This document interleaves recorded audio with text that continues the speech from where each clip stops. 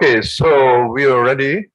So let me introduce our next speaker, Richard Szabo, and he will talk about braided symmetries and noncommutative field theory.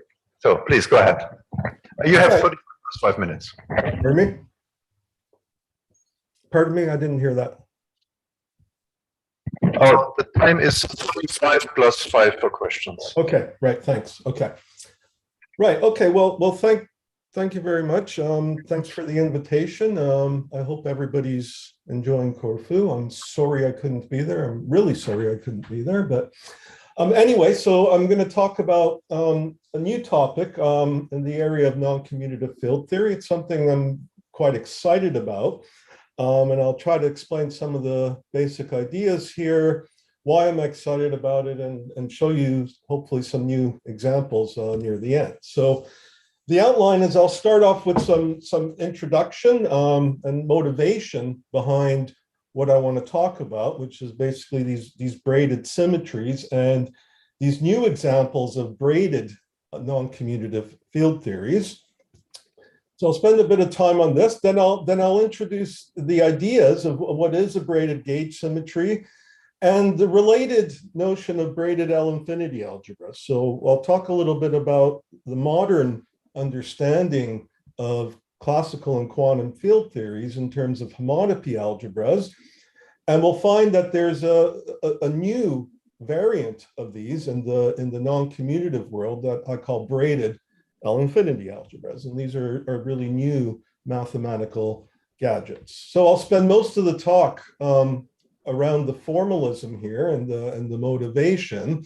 And then I'll look at two very concrete examples. We'll revisit a very simple non-commutative field theory, the standard non-commutative scalar field theory, which doesn't have gauge symmetries, but it still can be formulated as an example of a braided field theory. And we'll see that there are some new takeaways from thinking about non-commutative scalar field theory that way. And then I'll finish by just showing you an example of how this formalism can be used to really generate new examples of non-commutative field theories. And we'll find a new non-commutative version of Yang-Mills theory.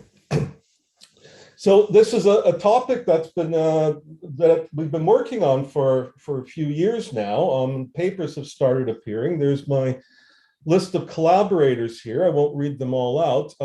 These are not all on the same papers. These are people I'm working with on different aspects of this topic. And there are two recent preprints that have appeared here. And there are some more papers in preparation that will appear over the coming months. Okay, so let's start with some motivation. So we could motivate non-commutative field theories from many aspects. Most of them revolve around thinking about models for quantum gravity. I'm going to look at this from a very concrete perspective where non-commutative field theories arise, and that's in string theory. So it's a very old story, over 20 years old now, that open string interactions in constant B field backgrounds can be controlled by a star product. So constant B field background, this is just the Moyal product, which I've written in this form. So the deformation parameter theta is roughly the inverse of the B field. And the product looks like this. Okay, so you can expand this out. Dot is the pointwise product, and write down a very non-local thing with infinitely many derivative interactions. And the observation is that in this reformulation, the low energy effective dynamics on a D brane is captured by a non-commutative gauge theory, non-commutative Yang-Mills theory coupled to scalar fields. So that's the story in a constant B field background. That story can be extended to curved D branes and D branes in curved backgrounds with non-constant B field and possibly with H flux when you're in a curved background. These get more complicated. It's no longer described by the Moyal-Bale star product. You have to use the full machinery of Kontsevich deformation quantization. And some standard examples of this are D-branes in Wess-Zumino-Witten models, so D-branes in group manifolds. And more recently, they've turned up and as the holographic duals to certain integrable deformations of ADS5 sigma models. So non-commutative gauge theories turn up in various different contexts of string theory. So despite this being a very old problem, after many years of intensive work, there are still many general problems which are not understood in the construction of these gauge theories. This is particularly true when we go to the curved backgrounds and in fact, when we have H-flux. So I'll talk a bit more about this later on, but what are the issues? Well, one of the issues is with the gauge algebra of these more general theories. So if we write down the naive deformation of what we mean by a star gauge transformation, so if I have a gauge parameter lambda, a gauge field A, let's imagine we're thinking just of U of one gauge theory, then I can deform the commutator naively by this star commutator. And in general, for a general background, that algebra is not going to close. Okay? So the commutator of two gauge transformations will not close on the star commutator. And related to this also is the failure of the Leibniz rule. Okay? The Leibniz rule is in general broken for a generic star product. So we don't have a good differential calculus on which to define field theories.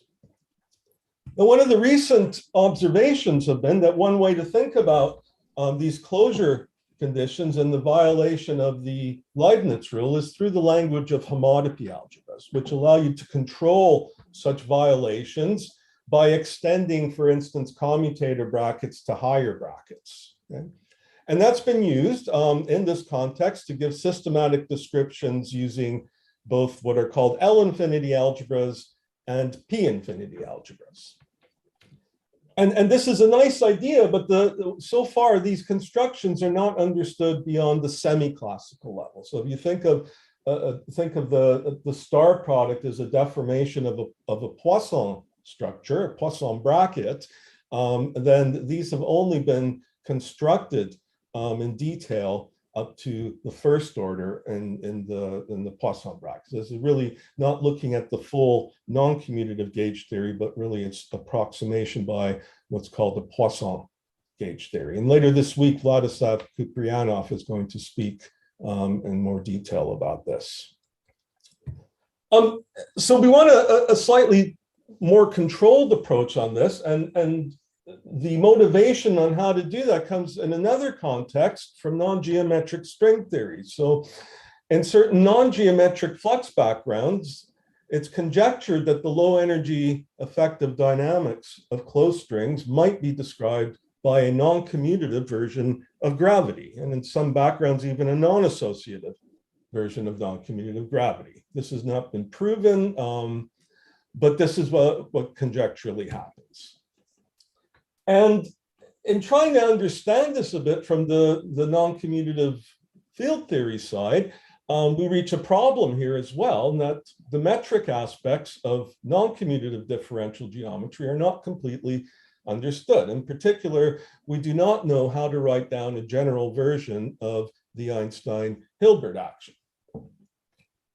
So one way to get around this problem of non-commutative gravity is to try to think of it as a deformation of gauge theory. Given what we know how to construct gauge theories, we can try to use the first order formulation for gravity, or in other words, the Einstein-Cartan formulation, and try to build up non-commutative gravity like this. So that's, again, an old idea that's met with some success. And if you try now to go back, look at this in a more general context and put in more general gauge symmetries, you find immediately that the diffeomorphism symmetry of gravity does not fit nicely into the standard L-infinity algebra picture that I mentioned before. Okay, so we'll talk a bit more about what these twisted deformations are, but the idea here now is that rather than trying to cram these non-commutative theories into a standard homotopy algebra construction of field theories, which is now very well understood. Instead, it seems more natural to deform the underlying homotopy algebra into something that makes the theory compatible. And that's the main goal, what we want to do here. So we're going to define first non-commutative field theories with what I call braided gauge symmetries. These are going to be gauge symmetries that solve this problem of the dichotomy between diffeomorphisms and standard gauge symmetries. We'll see how to formulate and construct these theories consistently through a general notion of a braided L-infinity algebra. And some standard examples will fit into this picture very nicely, but we'll find some surprises. We'll find that when you turn this braided homotopy algebra framework like you would for a classical theory, you get new examples of non-commutative field theories with really novel properties. So the outlook of all of this, so first of all, I should say that this notion of braided gauge symmetry is not new. Some aspects of this idea appeared almost 20 years ago in work by Brzezinski and Majid and others. And the ideas and techniques we're using here have been used many years in the context of twisted non-commutative gravity. But as far as we know, these ideas have not been applied to the full extent of dynamics and symmetries of just standard field theories that don't necessarily possess diffeomorphism symmetries. I'll mostly talk about the classical field theory here. Quantization is something that's been being developed right now. And this is related to some old work by Ockel, who called these things braided quantum field theories. So this is a much more general formulation for non-commutative field theories. And what we're doing fits into this as a special case of Ockel's braided quantum field theory. Ockel did not do theories with gauge symmetries, however. So the real challenge here is to look at how things like Yang-Mills theory fits into that framework. And some questions. I'm going to talk about this purely from a field theoretic point of view, but the question, of course, is, are there any explicit realizations of these braided field theories and symmetries in string theory? And we don't have an answer for that right now, but one possibility is to look back at some old work which talked about the braided, or rather the Hopf algebraic symmetries that underlie string amplitudes. Okay, so that's something we're thinking about right now. And if that works, we might come to the first precise relation between non-commutative gravity and string theory. So although non-commutative gauge theories have a well-embedded place in string theory, non-commutative gravity so far does not. So these are questions I'm not going to talk about in this talk, but these are things that we are thinking about for future directions. Right, so let me just go and talk a bit about this problem with the conventional star gauge symmetry in a bit more detail. So let's again just write down this Moyal star product. So I've expanded it out now, the formula I wrote before. So just for simplicity, we'll keep a constant bivector and write something concrete. And suppose we have a matrix Lie algebra, matrix so we can multiply the elements together. We take a gauge parameter, which we think of as a zero form or a function valued in that algebra, and the gauge field, which is a one form valued in, also in the Lie algebra. And then a star gauge transformation is defined to be the naive deformation of a classical gauge transformation. So what I wrote down a few slides ago. So you take the usual bracket between the gauge parameter and A, and whenever you multiply lambda and A, you just insert a star product. So that's what the bracket with a star in the middle means. Okay. And the problem is, for a general matrix Lie algebra, that these gauge variations do not close in the Lie algebra. Okay, so for the Moyal product, these will close to a commutator of the gauge parameters, but the star commutator itself does not close in the Lie algebra. So this quantity will in general not be a Lie algebra valued quantity, with the important exception that when G is the n by n unitary Lie algebra in the fundamental representation. So some of the proposals for solving this problem of closing star gauge transformations. First, there's an approach based on extending the gauge symmetry in a way. So the enveloping algebra valued approach says, well, that star commutator doesn't close in the Lie algebra, but it does close in the universal enveloping algebra, the Lie algebra. So if we extend the gauge parameters and the gauge fields to be valued in the enveloping algebra, then we get closure. The problem with this is that once you extend your gauge field to live in the enveloping algebra, it of course introduces more degrees of freedom for the gauge field. In particular, in general, it'll introduce infinitely many new degrees of freedom. So there are these new physical modes propagating in this theory, and this theory, as it stands, does not have a good classical limit. So that's not something that we want to do here. Then another and related approach is to use the Seiberg-Witten map, which is a correspondence in this case between commutative and non-commutative gauge theories. So this correspondence takes place at the level of gauge orbits. So the hats denote our non-commutative quantities. And the statement is that there's a map from the commutative gauge orbits to the non-commutative gauge orbits. So this solves the problem of alleviating the introduction of new degrees of freedom. And now new interactions appear. And there's been a lot of work over the years in looking at what those new interactions means. And there's many interesting models that have been constructed through this. And the problem with this is that the Seiberg-Witten map is generally not known in closed form. And so its description is limited to working at lowest orders in theta. And again, there's been a lot of work to try to develop these theories beyond this leading orders in theta. So while these approaches have met with some success, we're still looking for something a little more precise here. And gravity, how does gravity fit into this? Well, again, there's the issue that if you take two vector fields, then their naive star commutator, the naive deformation of the Lie bracket of vector fields is not a vector field again. Okay? And these approaches do not help here because there's no known analog of the Seiberg-Witten map for these deformed diffeomorphisms. So instead, deformed diffeomorphisms are more naturally defined using twist deformation techniques, in particular the Drenfeld twist formulation.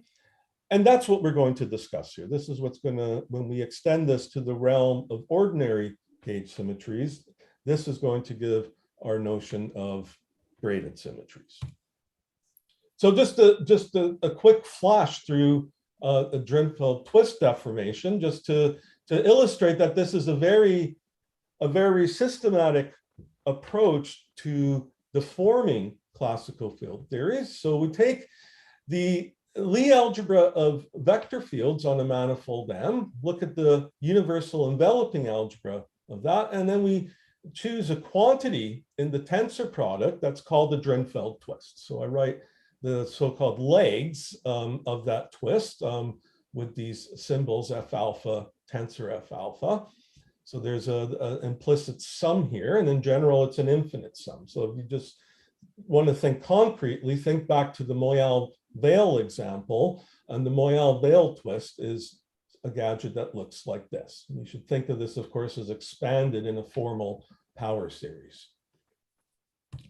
And using this gadget, if we take any algebra on which these vector fields act. Okay, so without getting too fancy, in our applications, this will be, for instance, the algebra of functions, or the exterior algebra of differential forms, or the tensor algebra on our manifold M. Then the vector fields act on this via the Lie derivative and the Leibniz rule. And given this, we can, because our twist element now acts on this algebra, we can deform whatever product we have on A into a non-commutative star product. That's defined formally by this formula. So we just take A tensor B, we act with the inverse of that twist, and then we multiply in that algebra. Okay, so when I wrote bars over the inverse components of the twist, and that now defines a non-commutative algebra that carries a representation not of the original vector fields, but rather of the twisted vector field. So it deforms the original enveloping algebra, which is an example of a Hopf algebra, into a twisted Hopf algebra. Okay, so it acts in a twisted way, and the delta over here is the twisted star product, twisted coproduct. Okay. So I don't want to spend a lot of time on this. We're not going to need it, but the whole idea is that it's a systematic prescription which gives you a twisted or deformed notion of covariance. Okay, and if this algebra is commutative, then the deformed algebra, A star, is now braided commutative. Okay, so if we now swap A and B in the product, they're not the same, but they're controlled by a deformation that's determined roughly by the square of the twist parameter. So this is called the R matrix. In this case, it's triangular, and that means that if you swap again, this will just go back to the original star product. So this is the crucial point here of the twisting, is that it gives you a relatively mild notion of non-commutativity. It's non-commutative, but in a very controlled way up to this R matrix. So again, I wrote the legs when you formally expand this R matrix in terms of this R alpha tensor R alpha notation, and the bar just means I'm looking at the inverse of that R matrix. Okay, so now we can use this to introduce the notion of braided gauge symmetry. So if we look at the gauge parameters, we can turn that Lie algebra now into what's called the braided Lie algebra. Okay, it's defined by taking the bracket on the Lie algebra and deforming it. Like I said, this you can think of course, as a type of product, and then you just deform it in the way that I said. That's not an ordinary Lie algebra, but it forms something called the braided Lie algebra. So it's braided antisymmetric. So again, there's this intuition that when you flip things, you accompany them by the R matrix. And also the Jacobi identity is now modified by the rule that when you transport the bracket over to, whenever you swap two elements inside a bracket, you always accompany that by factors of the R matrix. Now, to compare this with the naive star commutator, for a matrix Lie algebra, we'll note that the formula could be, for the bracket here, can be written in this form, and that's not the same as what I wrote down for the star gauge symmetry, right? Because there I wouldn't have had the R matrices here when I swapped them. So it's really a new bracket.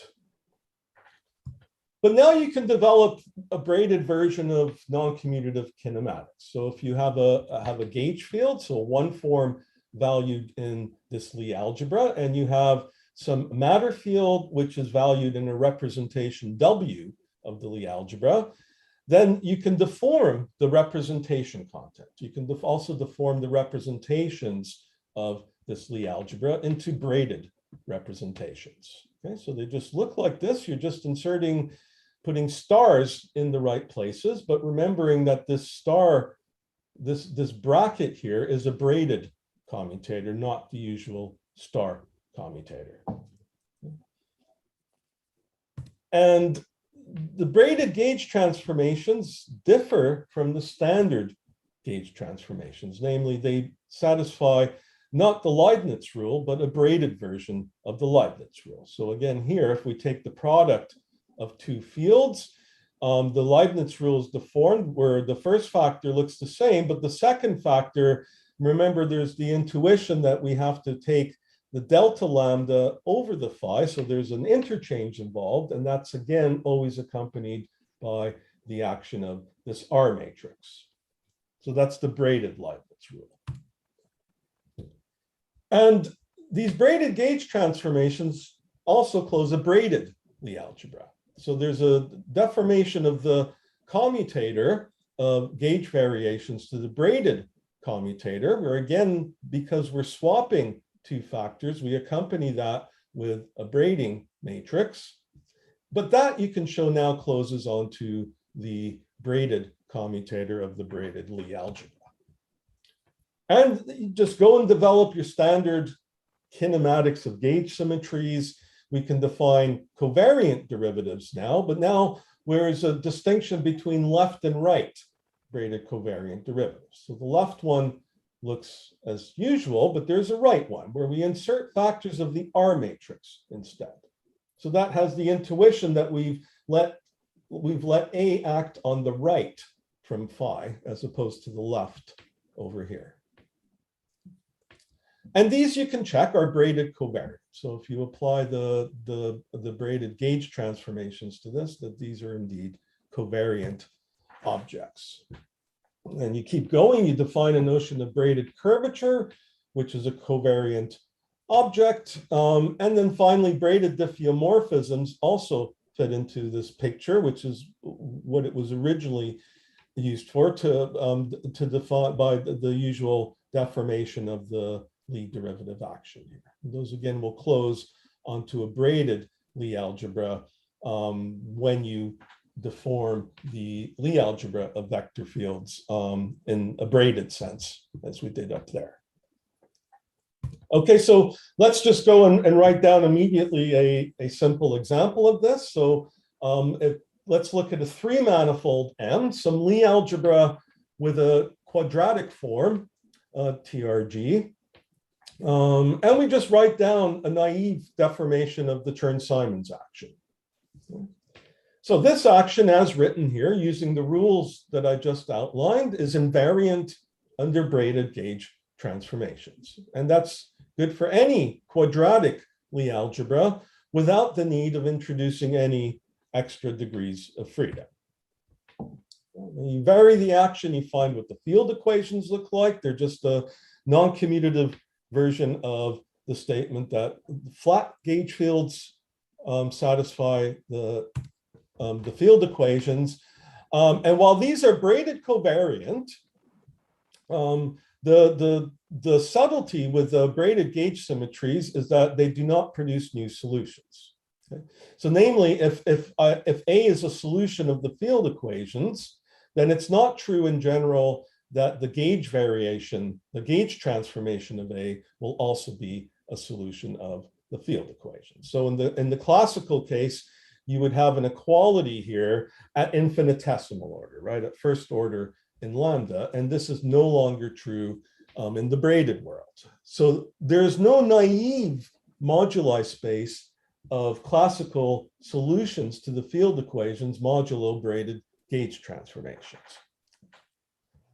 However, the Bianchi identities, the Bianchi identity in the classical case would just say that the covariant derivative of the curvature is identically zero. Here, we've got a modification of that, where we apply the left-right symmetric combination of the covariant derivatives, and it's violated. So in the classical case, classical limit, this triple bracket here would just be zero because A is a one form, but it's modified. And that the Bianchi identity in ordinary Chern-Simons theory would be the statement of Nether's second theorem. The Nether's second theorem says that gauge symmetries are in one-to-one correspondence with differential identities among field equations, and it holds off shell. And so that's what the Bianchi identities in this braided sense say, that this is a statement of the braided Nether identity. It's an off-shell statement. It holds identically, and it justifies now the interpretation via Nether's second theorem of these braided symmetries as having something to do with local gauge invariances of our theory.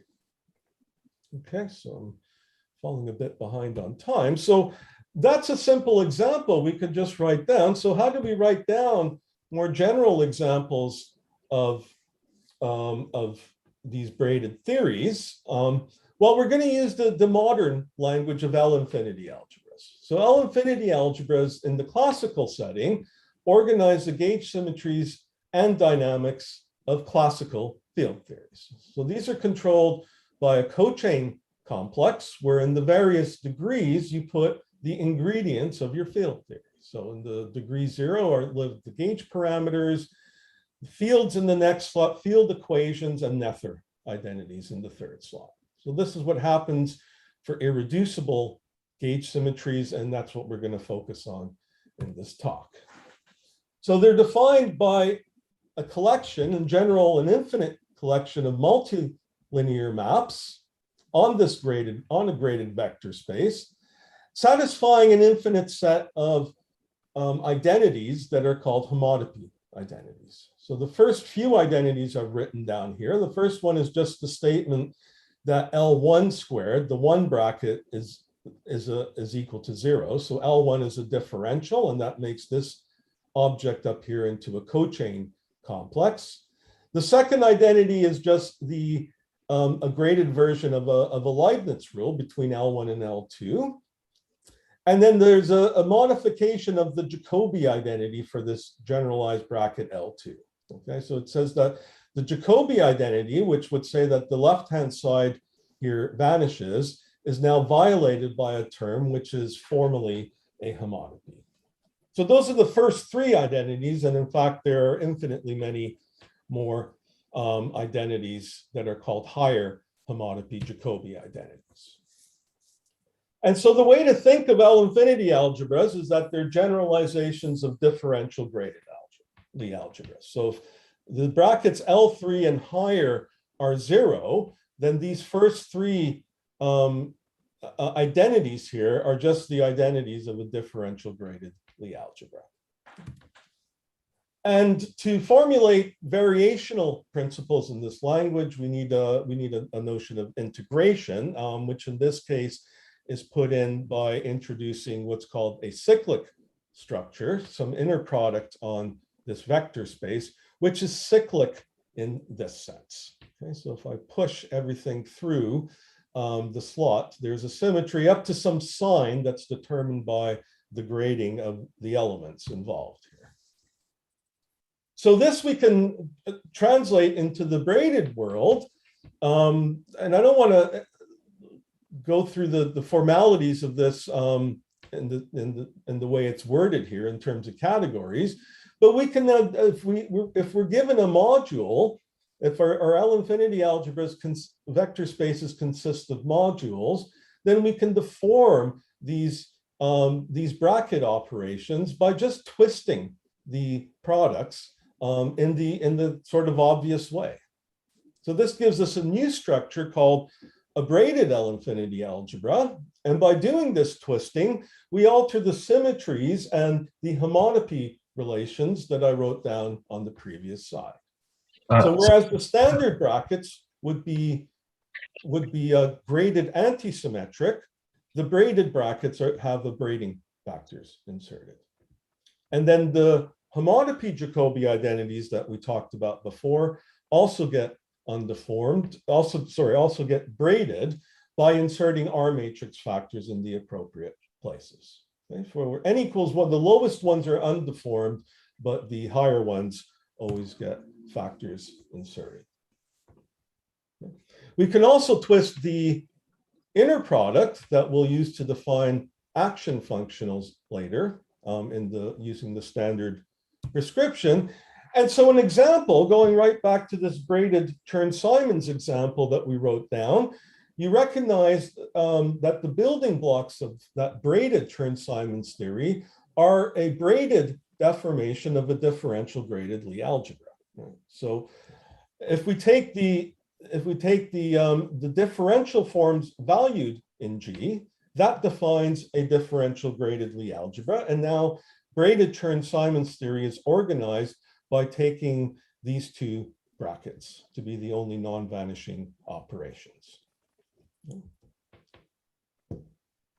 Okay, so I'm starting to run out of time, so I'm just going to quickly flash this slide. So this is how we use these braided L-infinity algebras now to construct braided field theories. So we use them to define notion of braided gauge transformations using in general an infinite expansion.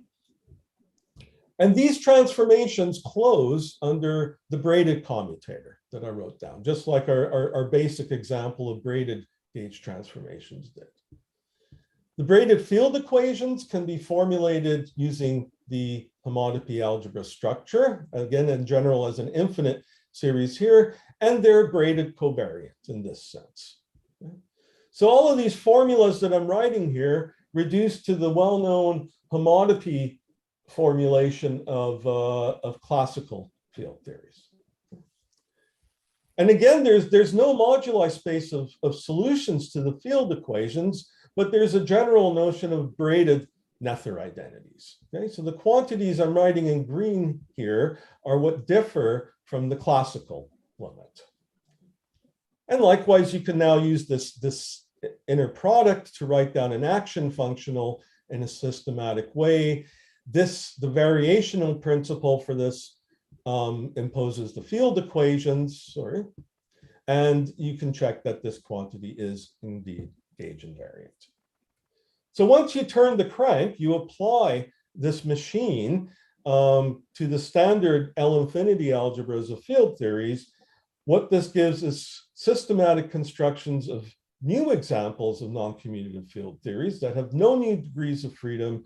They have a good classical limit. They're reduced just to their commutative classical counterparts when you remove the deformations, and some surprises.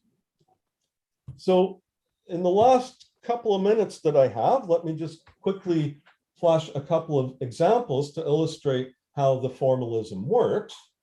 Yep, 1 minute, basically. Basically 1 minute, okay. So let me say this quickly. Right, so let's just look at non-commutative scalar field theory. So I'm just going to write these down so we can start absorbing them. So of course, scalar fields don't have a gauge symmetry, but we can still put them into this framework by taking the two vector spaces which control the gauge symmetries to be trivial, and taking the middle two ones where the fields and field equations live to just be copies of the functions on d-dimensional Minkowski space. And let's just work with the Moyal twist and a simple example of phi-3 theory. So the differential is just the Klein-Gordon operator, and the two bracket here is just the star product of two fields. So the field equations using this language are just the standard non-commutative scalar field equations. And then with this inner product, the action is just the standard action of non-commutative scalar field theory. So standard non-commutative scalar field theory is also organized in this sense by a braided L-infinity algebra. Okay, so at classical level, nothing changes. However, the braided quantum field theory changes. I don't have time to explain that in detail here. And notably, because of the braided symmetry in the brackets, there are no non-planar diagrams in this theory. And so there's the possibility that this quantum field theory does not exhibit any UV-IR mixing. And what's more is, again, you can put in the full Poincaré symmetry of the classical theory as a braided symmetry. So as a braided global symmetry, the braided Poincaré transformations act like this. So as expected, the translation symmetry is unmodified, but the Lorentz symmetry acts in a braided fashion. And the deformation of the Poincaré Lie algebra in this simple case by the Moyal-Bale twist is identical to its classical counterpart. So these braided Poincare transformations close the classical Poincare algebra. And I'm out of time, so I'm just going to flush this up. This is the braided version of non-commutative Yang-Mills theory that I promised. So if you start from the standard Yang-Mills action, write down the well-known L-infinity algebra formulation of it, what you find is a new example of non-commutative Yang-Mills theory. So the quantities written in black for the field equations in the action are just the standard ones you would expect in a non-commutative version of Yang-Mills theory, except for the fact that we have this both braided left and right covariant derivatives. And the quantities in blue are somewhat surprising non-covariant looking objects. But the fact is that they are covariant when taken together. So individually, these three terms are not covariant, but they actually sum up to a covariant object. So these are covariant objects in a braided sense, and they reduce classically to the usual Yang-Mills theory. Okay, and again, there's a complicated modification of the standard Yang-Mills Nether identities, and altogether you find a new deformation of Yang-Mills theory. And the interesting thing here is to really go and try to develop the quantum field theory behind this. And we haven't done that yet, but that's something we hope to look at in the future. Okay, so I'll stop there. Okay, thank you very much. So maybe time for one question here in the audience. Yes, Andre.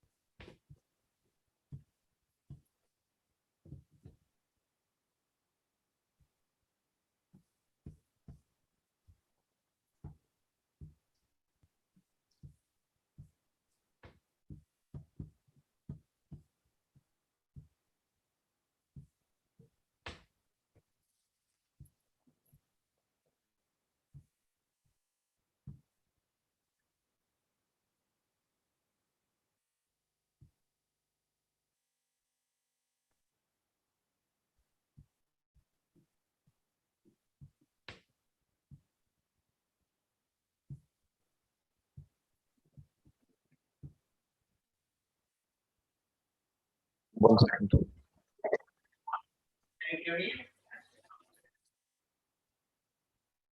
Just to be a problem. Microphone, just one.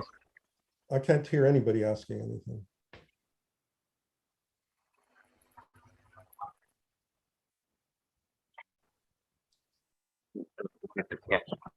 Okay, so, okay.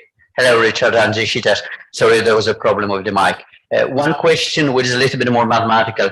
Here you consider symmetries as another form of braided the algebras, the formation of the algebras in the braided category.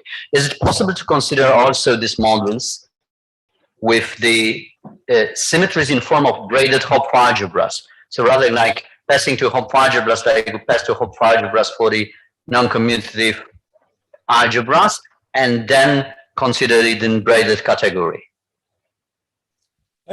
I think the quickest and shortest answer is I don't know. I haven't thought about that, but that sounds interesting. I don't know, Andre. I haven't thought about that, but that's certainly something very interesting to think about. Okay, so I suggest to thank you again for the nice talk. Okay, thank you. We move to the next speaker, who's Kirill Krasnov. Yes, he seems to be here.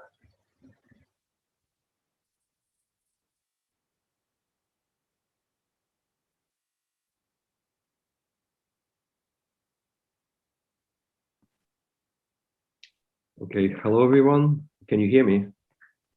Yes, we can hear you. Really good. Let me try to share the screen.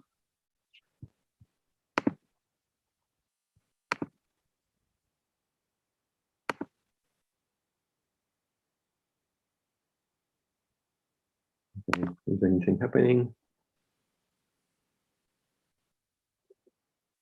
You should be able to. Yeah, forgot to click the button. Okay. So let me go full screen.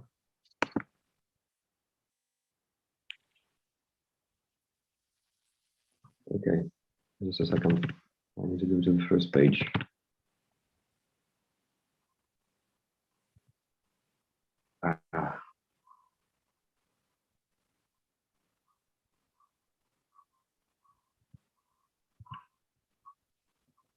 So it's taking some time.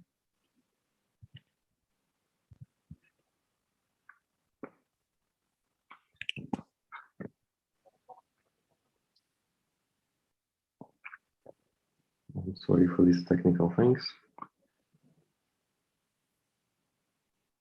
I have a very large PDF, so it's taking a long time to switch slides.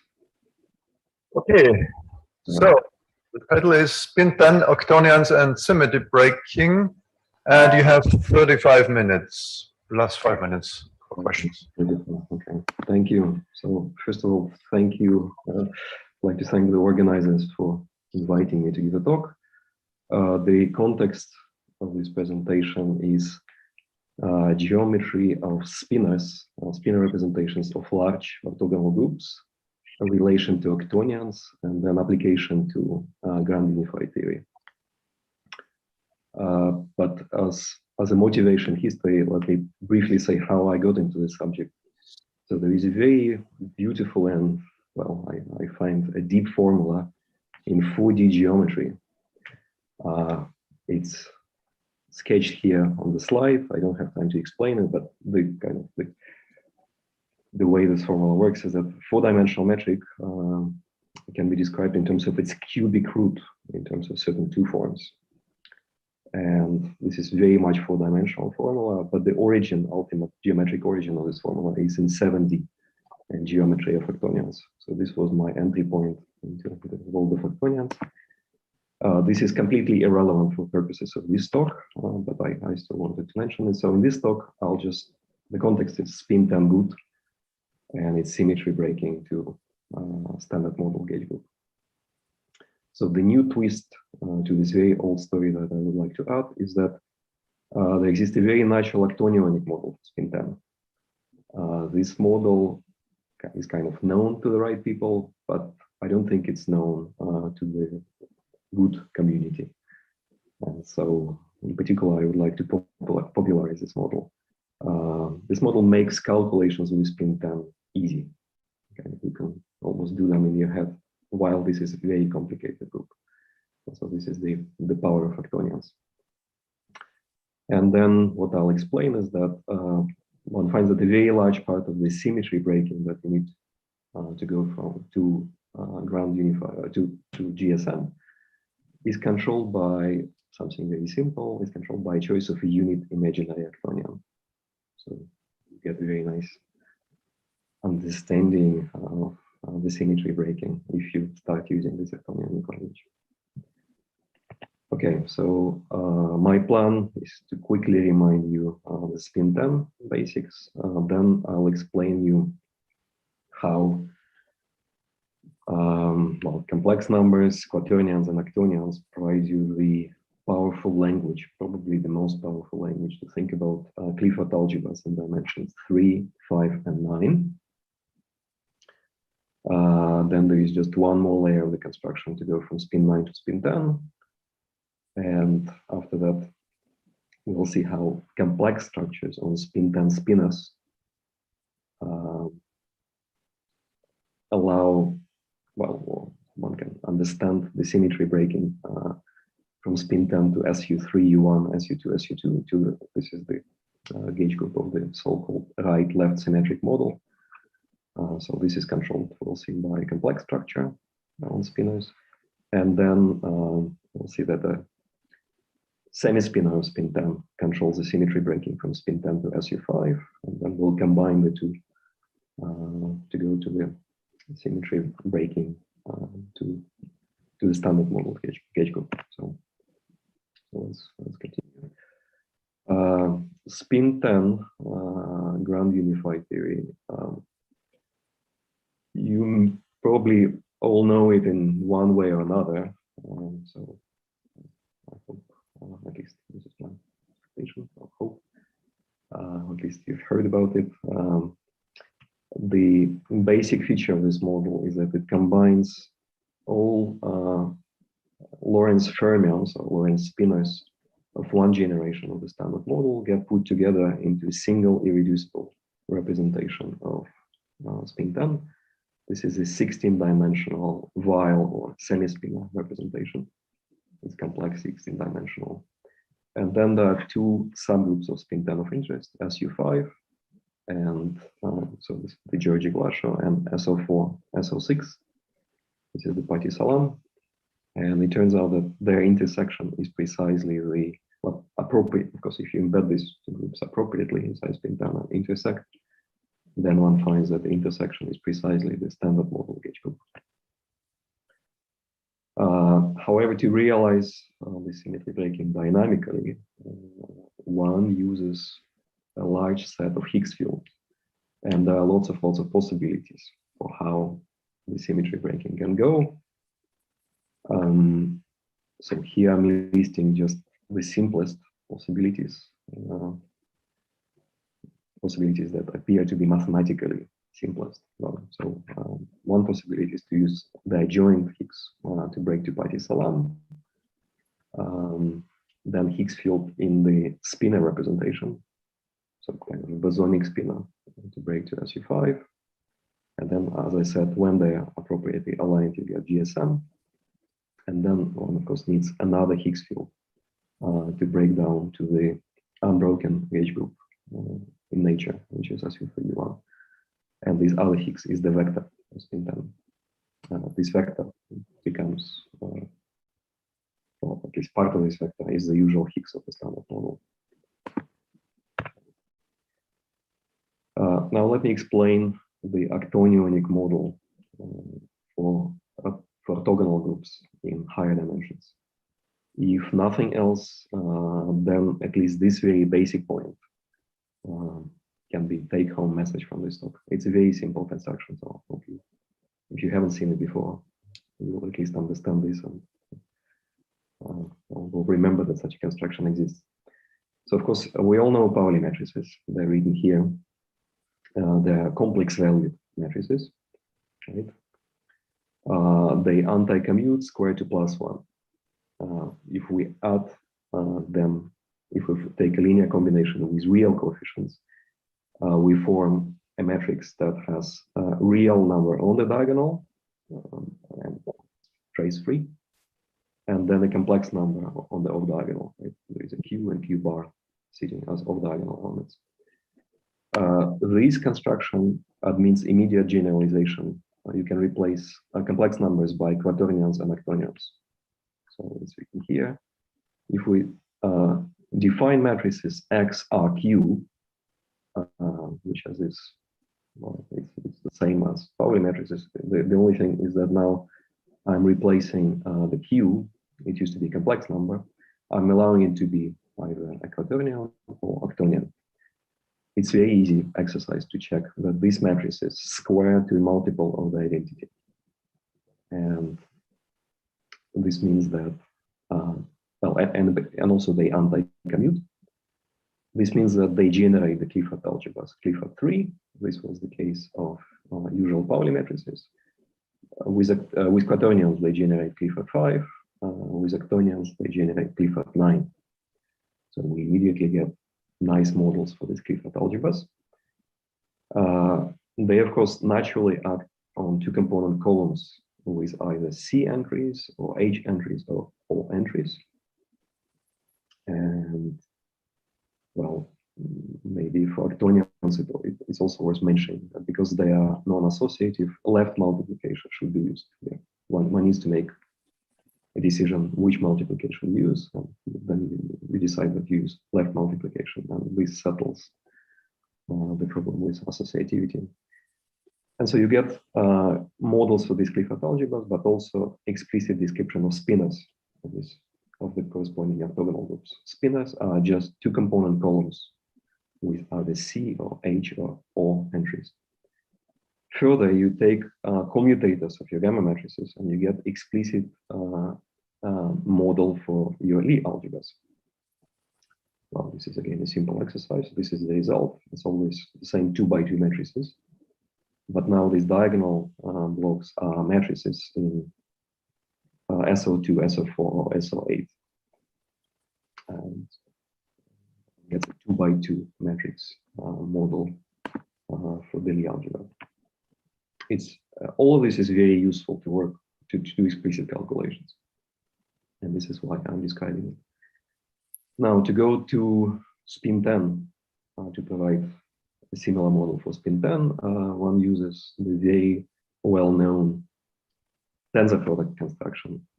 Well, one version of this tensor product construction is that you just form bigger matrices. You basically take your what used to be your gamma matrices, you take tensor products with Pauli matrices.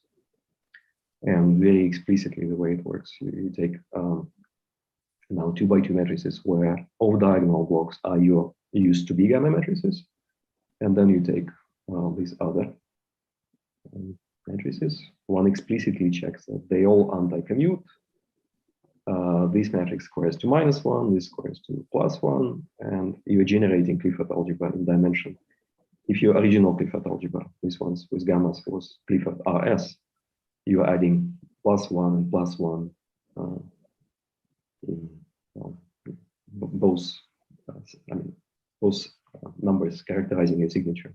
You get +1 added. This is not quite what we want, but almost.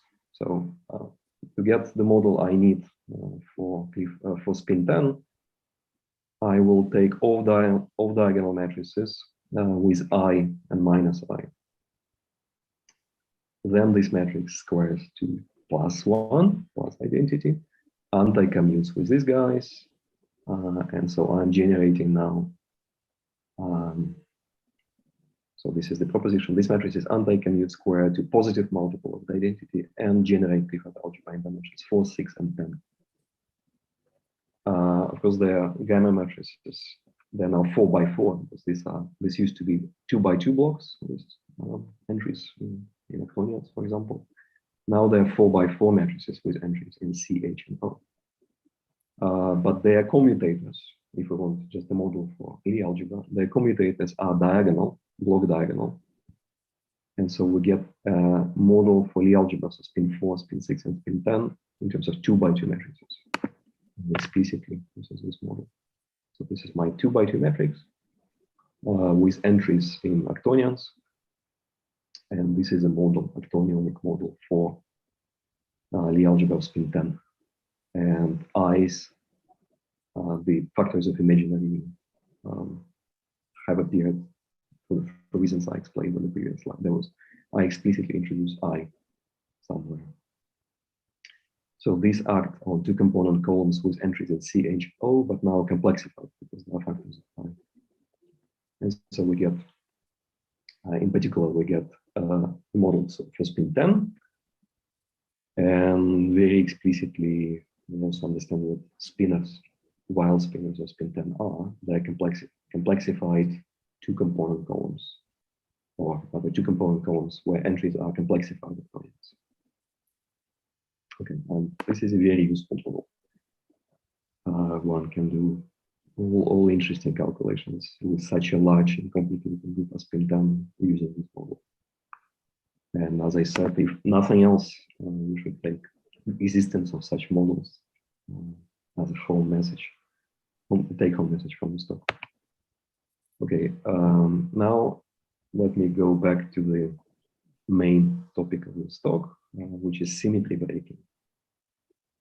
And so I want to play some game, not really explaining why this game is played, but you'll see it's very natural. So, of course, a completely standard way of breaking some symmetry is to take some geometric structure and on some space where the group acts, and this geometric structure will break some of the symmetry that you started from. And the game here will be to work with complex structures. So the spin 10 naturally acts on the semi-spinner 16 complex dimensional representation will take a complex structure on such semispinors. And because we have these actonionic models, there is a very natural complex structures that can be introduced. We introduce them by hand without explaining, and then we'll see that there is some relevance to the symmetry breaking we want. So the basic point is that if you start with C, H, and O, then there is a very natural God-given complex structures on them. What you need to do, you choose a unit imaginary element on these spaces, and then you consider left multiplication by almost trivially, almost obviously, this operator squares to minus the identity, and so gives you a complex structure on the spaces. Of course, if we start with C, the complex structure we'll get we just get back multiplication by I. There is the preferred unit imaginary element of C, and we just get the complex structure that is there. C is naturally complex, but on H there is already freedom because we need to take a unit imaginary element. There is S2 of such choices, and we get S2 worth of complex structures on quaternions. This is related to Euclidean twistor story. On octonions, the choices are even larger. We get S6 worth of complex structures. And on octonions, it's very interesting that we can consider both left multiplication by such a unit imaginary element or right multiplication. They give you two different, the complex structures you get on octonions are different. Let's see if this is interesting.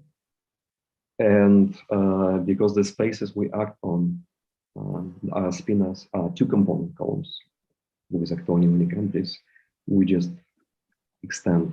Imagine we choose such a unit imaginary octonion. It acts naturally, and also we just extend it to two-component column. There are two different ways to, well, at least two simplest different ways to extend. There's actually more. One can start putting signs like that, but in particular, there are these two ways. One can either put on the diagonal multiplication, left multiplication by U, or right multiplication by U. As I said, these are two different complex structures on octonions. And then things start to become interesting. One can just go and check.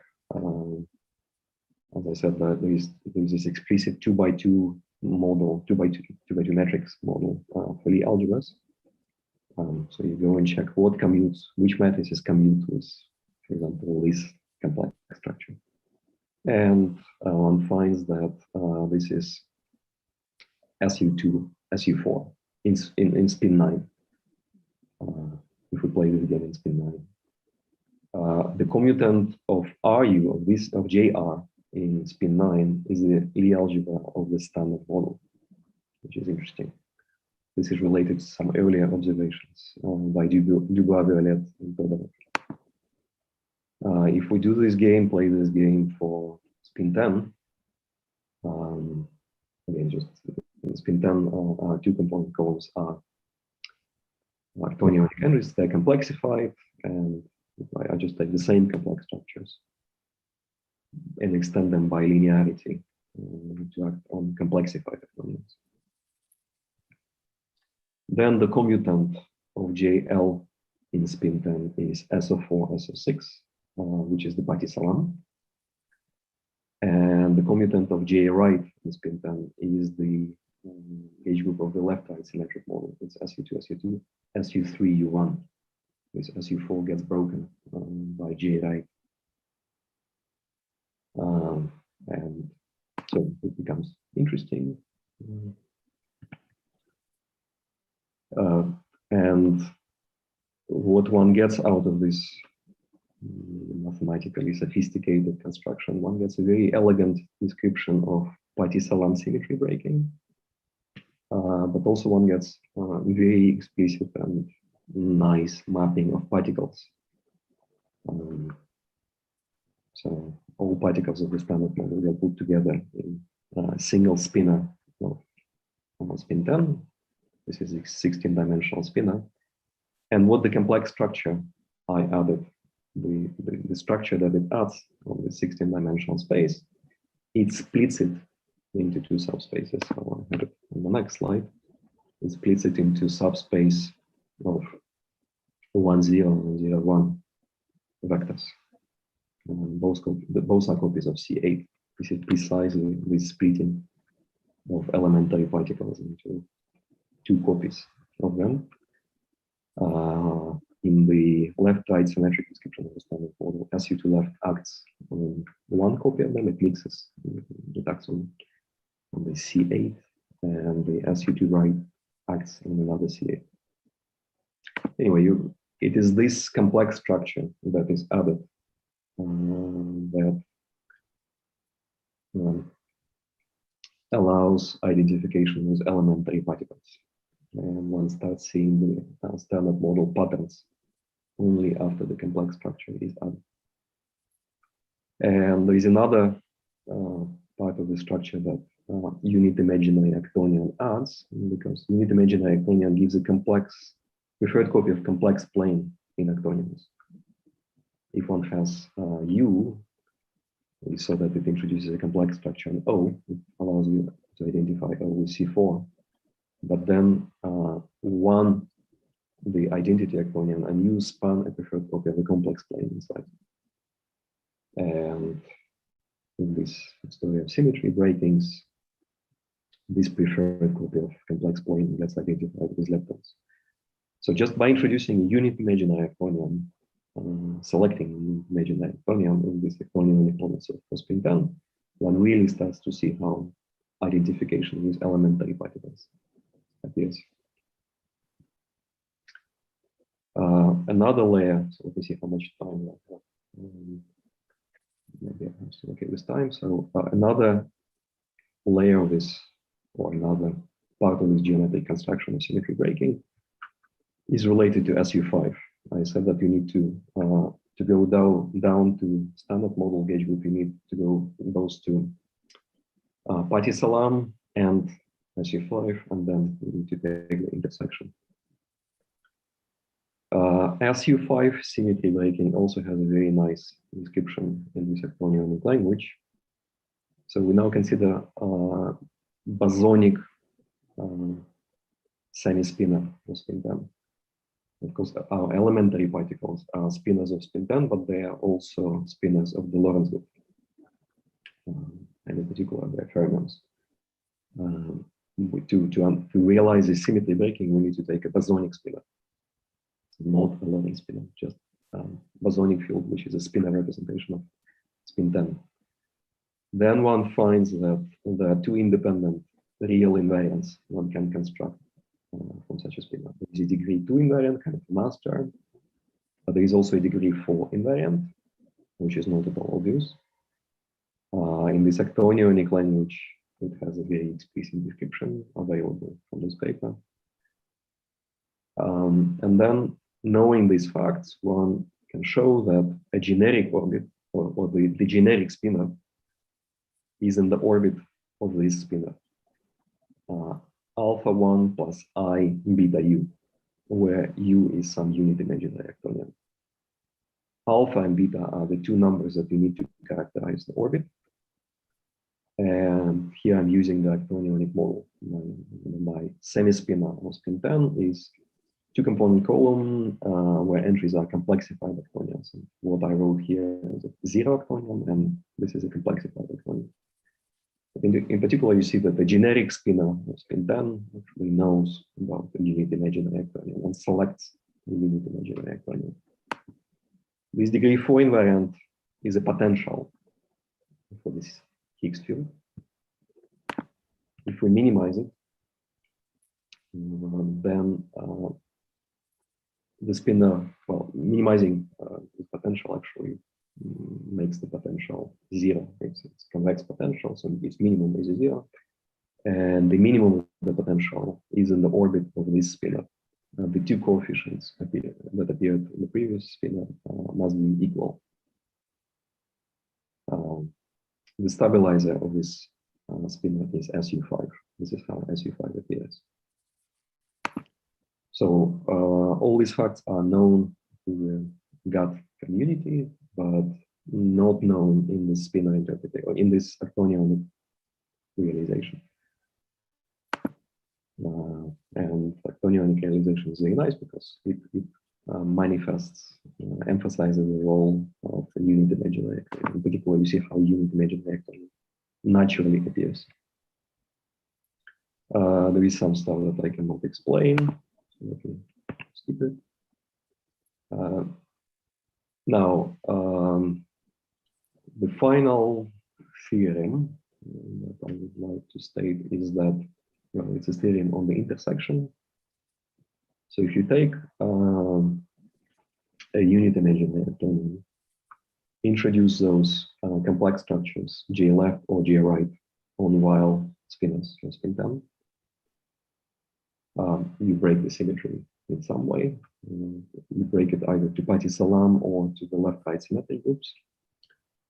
If you take spinor spin 10, which is on this type, and also parameterized by unit imaginary, when you break spin 10 down to SU5, the intersection of these two is precisely the engagement of the standard model. In particular, it's very nice and interesting to see how the left-right symmetry gets broken here. It's beautiful. It just happened, but it's also beautiful to see. Okay, so the bottom line is that the symmetry breaking needed to go from spin 10 to GSM is controlled just by a single object, unit imaginary actonion. However, it plays two different roles. It plays the role, it parameterizes a complex structure in octonions and parameterizes the spinor in spin 10. And now I jump to my conclusions. So the main messages of this talk is that octonions provide a very efficient tool to describe such large octagonal groups as spin 10 and larger as well. The technology works. You just take tensor product with bigger, more and more tensor products, and octonions continue to play a role in higher dimensions as well. In the Actonionic model of spin 10, one generation of the standard model particles gets identified with two complexified octonions. This is a very nice, explicit way to talk about all particles of the standard model at the same time, just working with two complexified octonions. It's a powerful description because it's so compact. Then everything known from the grand unified theory literature has an interesting translation into this language. There are really no surprises. Everything people know can be translated. The story with complex structures that I presented has a version in the grand unified theory literature, but it's not usually presented in this way. At least I have never seen it presented in that way. So maybe this is some new twist to it. The story with SU5 is more or less, standard. And then the main point, which is so surprising, at least it was so surprising for me when I realized that this is happening, that the symmetry breaking from spin 10 to GSM is controlled just by the choice of a unit imaginary actonion. Of course, it plays two different roles, but it's a single object. The geometry of this is very simple. But of course, the really interesting question is, what is the physics responsible for this geometry? It seems that this geometry is capturing something that is happening in nature, but it's not at the moment clear what. So at this point, I will stop. Thank you. Thank you very much for the nice talk and for staying in time. So we have time for questions. First, starting here on Corfu, please. Would you like to, this is my name is Loratos. I would like to ask you the question about the breaking of spin 10 to the standard model through the imaginary octonion. What is the field that takes non-zero expectation values in order to define the breaking? Sorry, your voice got distorted, so I couldn't get the question. Can you repeat it? Sorry. I repeat the question. What is the field which take some non-zero expectation values in the vacuum in order to define the breaking. What is the order parameter for this breaking? This is the... Yeah. So from spin 10 to SU5, this is this spin of spin 10. This is standard. Complex structure is also, it's a matrix. One can realize it with Higgs field in disjoint. There are also other possible realizations, but basically it's some Higgs field, for example, in the disjoint representation of spin 10. So this is not new. One knew that one needs to have two different Higgs fields. One cannot break to GSM just working with one irreducible representation of spin 10. You need at least two different Higgs fields. Basically, I'm saying the same. One is complex structure as well as spin on spin 10. This is just reinterpretation of what people used to know in spin 10 unification. Yeah. Okay. I have a question concerning the renormalizability of the theory. I mean, from the old days of Goursay and so on, I did not remember claims on renormalizability. Maybe, I mean, the way you present is just the bookkeeping of the Scalar stuff, but can you comment on that? Well, it is renormalizable. It's just spin 10 Yang-Mills plus some Higgs fields with just quartic potentials for the Higgs field. So of course it's renormalizable. The problem with the spin 10 goods is not renormalizability. They are fine in that sense. The problem is there is so much different possible choices for symmetry breaking that it's very, very difficult to get a predictive model. There's so many terms one can write. So this is why developments of this sort, kind of bringing in geometric viewpoints, may help, because in the usual gut literature, there are really many things one can do. And so any guidance of this sort, in particular, this geometric Actonionic guidance, I think it can be welcome to select the most natural model, so to say. And of course, then there is a problem to write a model which is compatible with all the data. This is also difficult. Because there are lots of constraints, of course, and it's not at all easy to write a good model. But it's clear that,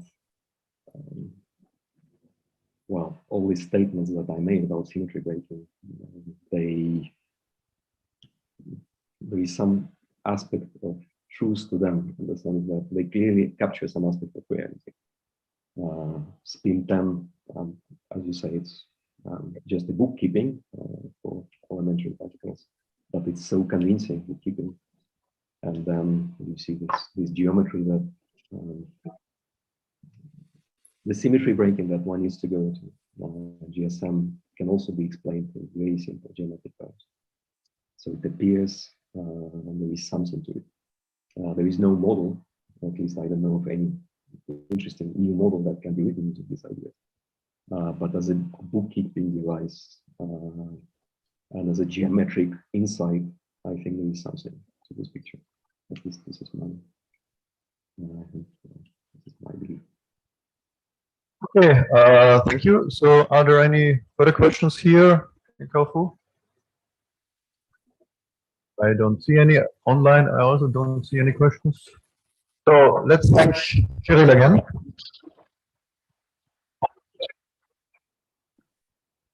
And the last talk this morning is George Savvidy.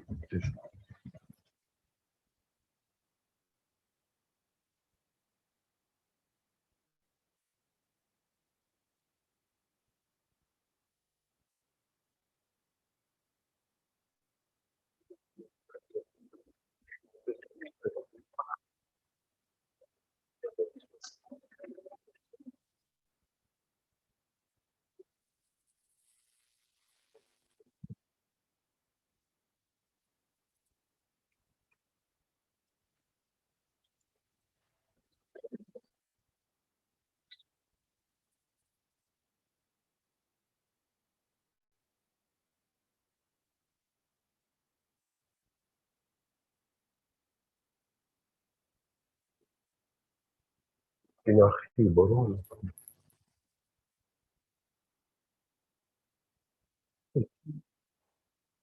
so the title is Gauge Field Theory, Vacuum and Cosmological Inflation without Scalar Field. Please go ahead. So thank you very much for the invitation. This is a beautiful conference with George and his collaborator organizing, and it is really great pleasure to be again here. So I will talk about gauge field theory, vacuum, and the cosmological inflation.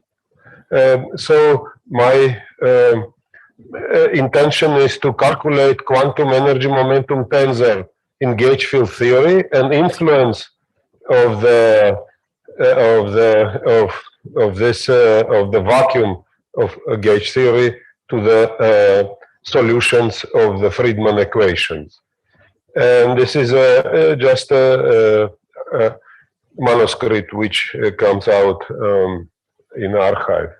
So there is a beautiful works which in this field, and I just to have more time to discuss the calculations. I cannot really introduce you all this works which was done by Friedmann, Guth, Mukhanev, Guth, Linde, and Shaposhnikov, and Starobinsky, and many other, Rubakov, Zildovich, and Weinberg. So, but if I have a time, I will comment.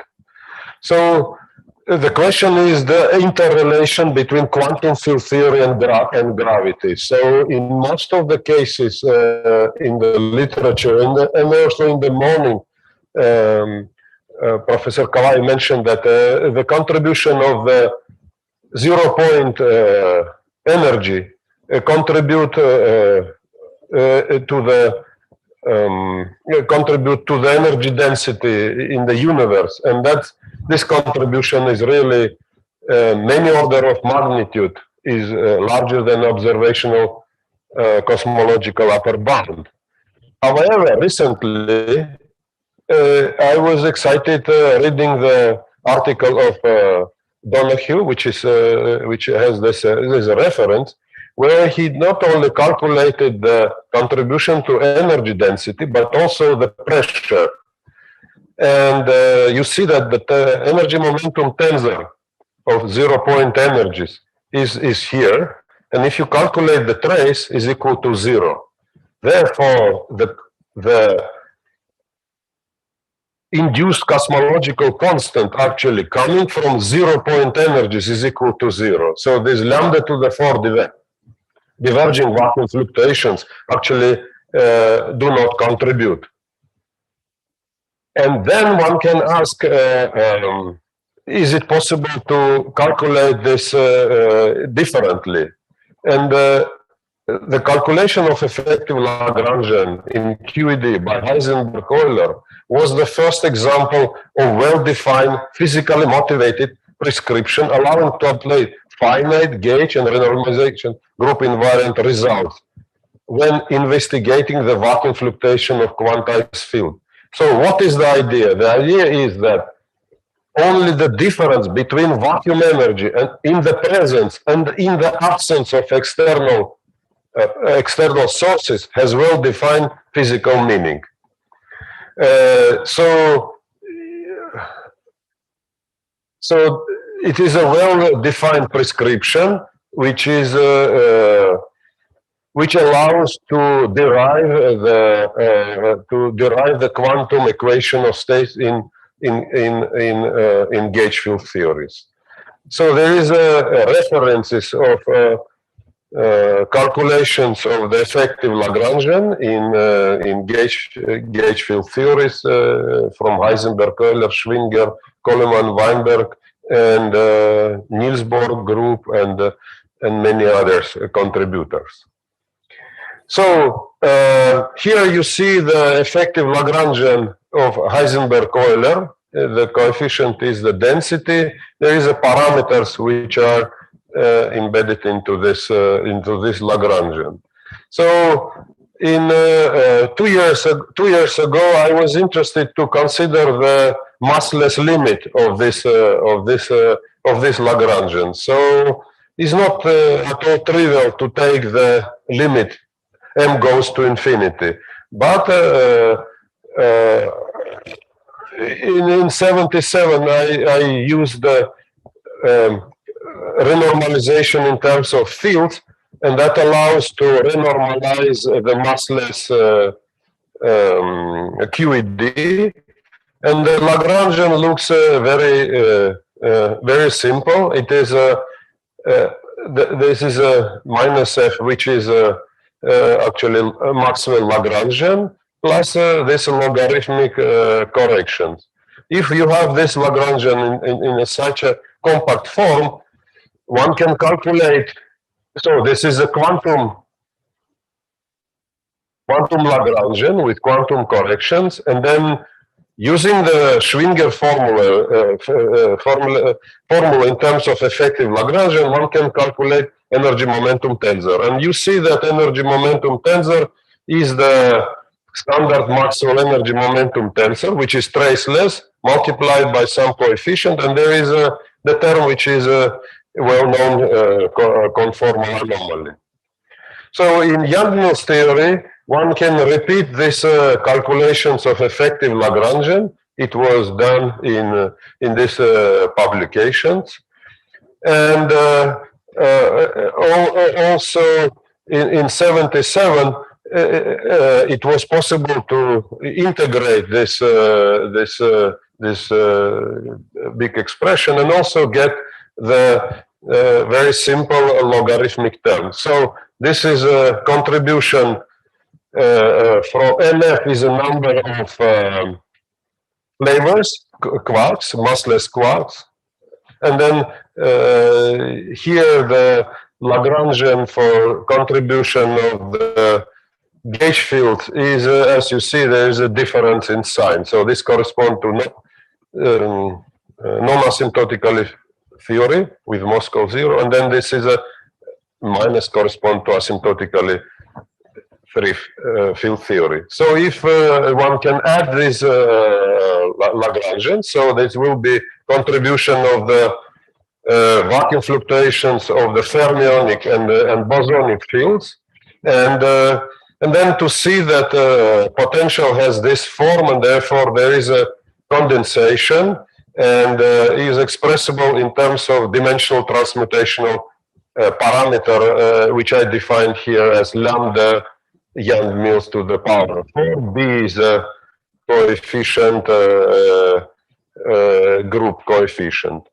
Now, if one take this Lagrangian and calculate the T mu nu as prescribed in Schwinger formula, then you see that the term is the standard classical energy momentum tensor of Young-Mills theory. There is additional quantum correction, and there is this term which is proportional to G mu nu, metric tensor. So, but what is nice about these things is that having in hand a quantum energy momentum tensor, we can derive the equation of state. Indeed, if we calculate the T00 is energy density, and it is energy density of classical plus the quantum correction, and other terms, space components of the energy momentum tensor describe the pressure, and therefore we got this simple formulas that the energy density as a function of the vacuum fields has this expression, and pressure has this form. So this is a basic formulas which I want to analyze. Actually, Mukhanov invited me to give a colloquium in Munich and Dieter, and during this preparing the colloquium, I realized that actually one can calculate equation of state, and it takes another 2 years to understand, to just understand that it is really possible to analyze the influence of vacuum of the vacuum of gauge field theory into the cosmological evolution. And also this article of Donahue also stress that actually just simply the vacuum fluctuations, 0 point, and they did not contribute into the energy momentum tensor. Sorry, into the cosmological constant. So one can draw the graph dependence of the energy as a function of pressure. The graphic does not have the scale is absolutely arbitrary, but it just give idea what is going on. You can see that here for example, in this region, the pressure and the energy density are negative. Then in this region, the pressure is positive, but the energy energy density is negative, and from here and up there, the energy density and pressure are positive. So another remark is that when you move to the higher pressure, these equations reduce to the standard relativistic gas. So when the pressure is equal to epsilon divided by 3. So you, if having this behavior of the vacuum equation of states in Yang-Mills theory is not difficult to understand that in the inflational models with inflaton, with scalar fields, the idea is that the pressure there is negative, and this negative pressure induce the acceleration of the universe in cosmology. So therefore, the fact that there is regions where the pressure is negative, and in this case, in Yang-Mills case, also the energy density can be negative, somehow give idea that might be this equation of states can generate play the role of inflation. So from the above formulas, it follows the relation between pressure and epsilon. As you see, there is additional term compared with just a relativistic gas. For example, of photons, they have P equal 1/3 of epsilon. And also one can calculate the parameter W, which is usually used in cosmology when you write P is equal to W epsilon, and negative pressure correspond to W equal to -1, yes, and the relativistic gas to 1/3. So because we have pressure and epsilon for gauge theory, we can divide, and it is expressible in this form. So it is a complicated dependence on fields, the parameter W. I think that it's called quintessence, but it does not matter. So, okay, because we have a quantum Lagrangian, we can write Hilbert-Einstein action and derive the equation of motion. It's obvious. And then we have this term, which is a contribution of vacuum fluctuations of the gauge fields. And because there is this term G menu, of course, there is a cosmological constant, and it is huge. Even in this approach, not.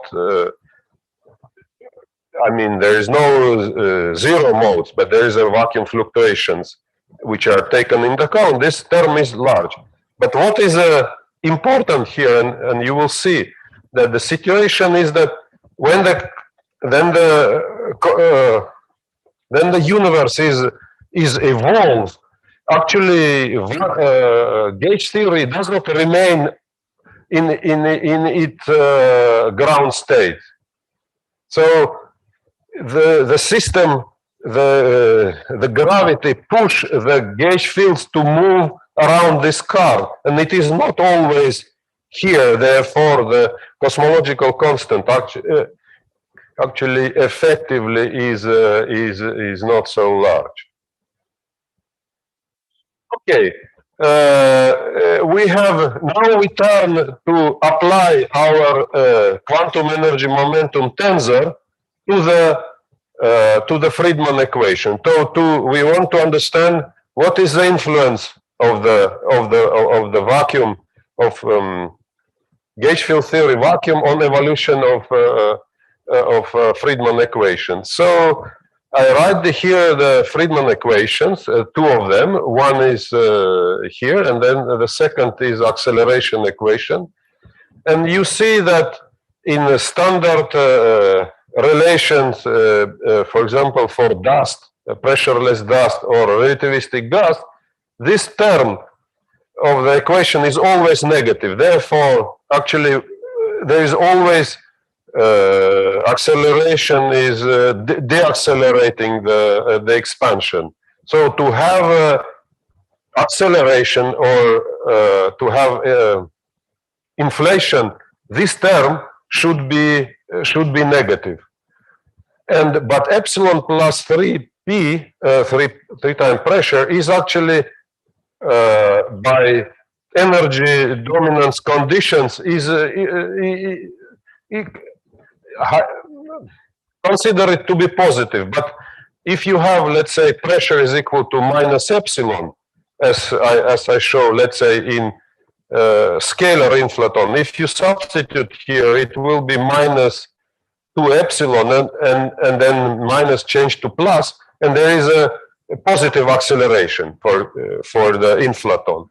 So in our case, the weak energy constraint is written here, and strong energy constraint is written here. So therefore, this expression is not always positive, can be a negative. Therefore, there is for some values of the field, this can be positive, but for some can be negative. Therefore, one should solve the equation and to understand how the situation is evolved. So if we substitute this expression into the first equation, it can be integrated, and we see that the vacuum field strength tensor multiplied by the scale factor in the power 4 is a constant. I parameterize this is very convenient to dimensional transmutation parameter lambda Young-Mills into the power 4. It has dimension of density as the field strength tensor, and A0 is a parameter which is a centimeter to the 4. So it is a dimensionality as distributed here, and this is a constant term. So therefore, let's say field strength tensor is equal to this constant divided by A to the 4. Now, if we substitute this into the first equation, it is very useful to parameterize the scaling factor with this A0 times L tilde of tau, where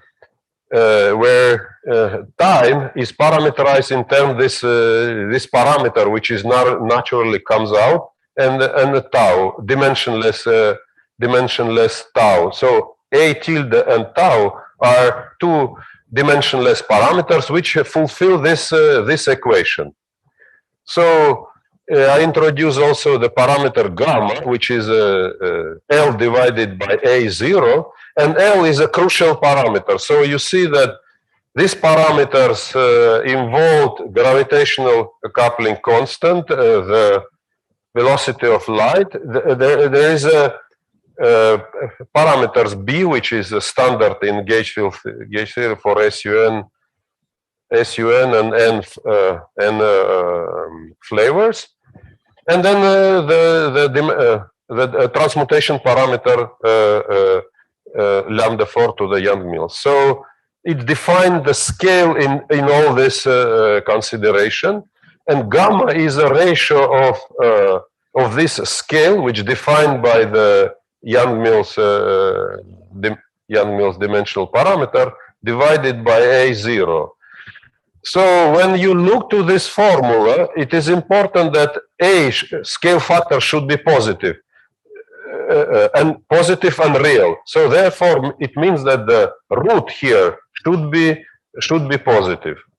So that's produce some important consequences. So if we consider this function, this potential under the square root as a function of this dimensionless scaling factor, one can see that depending on gamma square, the curves can be this way, or that way. So when the gamma is small, the curve is this. So you see that the scaling parameters can run only here. So therefore, universe it can evolve only from 0 to that scale and backward somewhere here, or the universe started from non-zero scale, non-singular, and can run to the infinity. That's when the gamma square is small. When gamma square reaches the critical value, this is this position, and then the scale factor is changing only in this direction. When gamma square is bigger than the critical value, then the scaling factor can run from 0 to infinity. Now, let us consider what happens with the acceleration. So I write already acceleration equation, and I plot the epsilon plus 3p as a function. So you see that in this area, the energy dominance condition is fulfilled. So this epsilon plus 3 times pressure is positive, but here is negative. But what is important that it is negative, but as you see, it goes to 0, which means that there will be acceleration, but acceleration will not be infinitely long. It means that the acceleration, inflation, will have a finite period of time, which is called graceful exit from inflation. Actually, in other approaches, there is a problem to, you should consider this slow rolling inflaton and so on. But here is just a solution. Now, as I write, the equation is written here. So you see that this equation, evolution equation, depends only on one parameter, gamma square. And if gamma square, this is a critical value, 2 divided by square root of e, 2.7. So when the gamma square is in this interval, there is a two solutions, and the solution is defined as mu2, and therefore, and therefore we can parameterize, make a substitution when a tilde is equal to this mu2 e times b square, where b runs now from 0 to infinity, and a will run from mu2 to infinity. So it is the case, it is this case, when the scale factors run from here to infinity. That's the solution which I consider here in my talk. But of course, in the article, I consider all the cases, but this is the most important and interesting case. So as you see, scaling factor is larger or equal to mu2, so it goes from that value and to infinity. And the equation here also, you can see that if the b square is increasing, then the scaling factor will exponentially increase with b. And that's why here is the inflation is here. So this is a also, qualitative behavior of the solution. So it started from A0, then there is acceleration, which then slowly diminished and become, there is no acceleration anymore.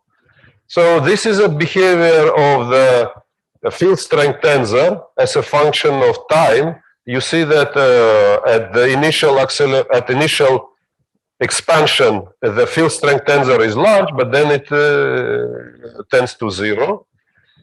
So this is energy density, and you see that at the beginning of expansion, the energy density is negative, as we see, and the pressure drops, become partially negative, but also tends to 0.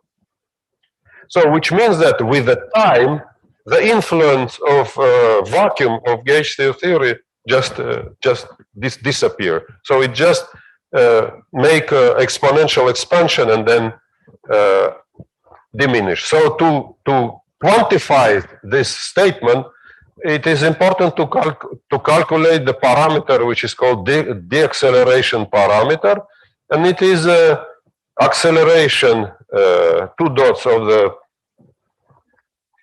the scale factor divided by Hubble parameter h square. And in this consideration, Q depends on this A tilde dimensionless scaling factor. So if we knew the behavior of a scaling factor, we can see how the acceleration parameters behaves. So this is what I call the type 2 solution, which I only discuss in my talk. You see that it depends on the B this way. So you see that at initial stages the deacceleration parameter is negative, but you should remember that the acceleration parameter then is negative, the acceleration is positive. So that's a little bit. So therefore we see that at the initial stages of expansion there is acceleration, but then the acceleration part tends to 0 as exponentially tends to 0. Therefore inflation stops at some moment. This is also can be seen in a Hubble parameter. You see that velocity, which is A dot, is increasing during the initial stages, but then tends to 0. The density parameter, which is a ratio of energy density to the Hubble parameter, here also there is it is large and negative at the initial stages, but then it also diminishes and tends to 0. So also very interesting behavior of the parameter W. So you see in the inflation, as I told, if the W is equal to minus 1, then there is by definition there is a inflation. So in this case, as you see, there is a partially in this at this period of time, at initial stages, the parameter is negative. It's close to -1, but then it comes to 0 and become then positive. So there is no any more acceleration. So now the important thing here to see how long was the acceleration and how much the scale factor increases. So that's defined by the number of E foldings. So this number n is a ratio of the scaling factor at the end of the exponential expansion to the initial value. So I take some typical parameter which is less than the critical value, which was 2 divided by square root of E, right? So it's some value. Then I can calculate the minimal value of the scale factor at initial stage, that's mu2. And then the time, it is dimensionless time, right? When the acceleration take place. So the e-folding was about, let's say 53. Then I can calculate the real time, I mean, real time, not this dimensionless, which is equal to scaling factor calculated for the Grant unification scale. And you see that it's 10 to the minus 13 seconds. It's a duration of the inflation. In the factor L Grant unification scale is length is give 10 to the minus 25 centimeters.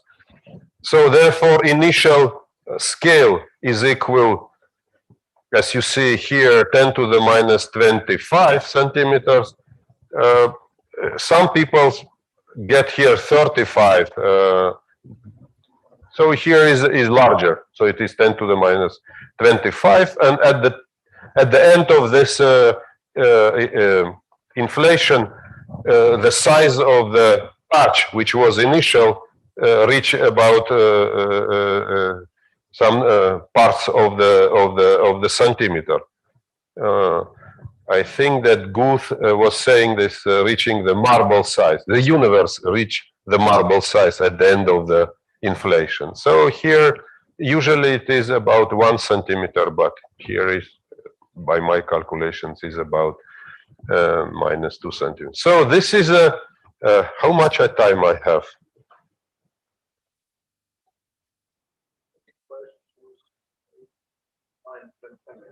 10 minutes. I am already.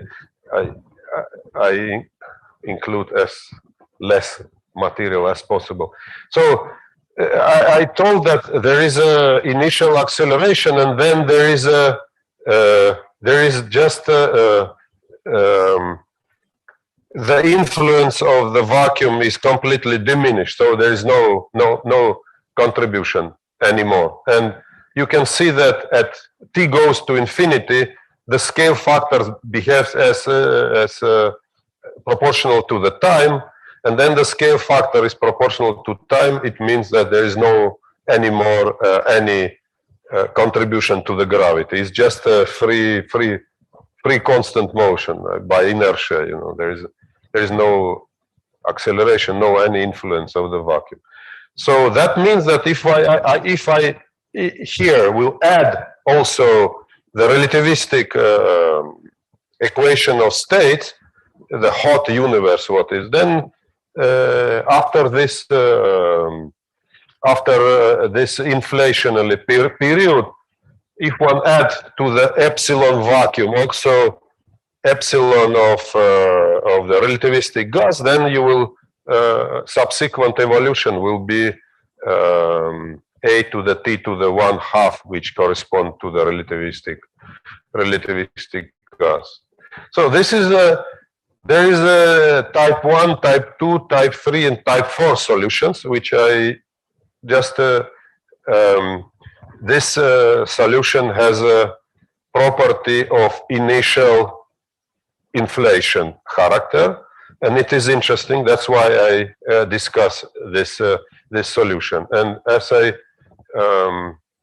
tell from the beginning, that corresponds to the small gamma when this equation allows only scaling factor to develop from this value to infinity. So as you remember, this was 10 to the minus 30, 10 to the minus 25 centimeters. So then it evolves. So because I have a time, I also will discuss this solution when gamma square is large. So then the scaling factor started from 0 and to infinity. In that case, oh no, I was moving in the wrong direction.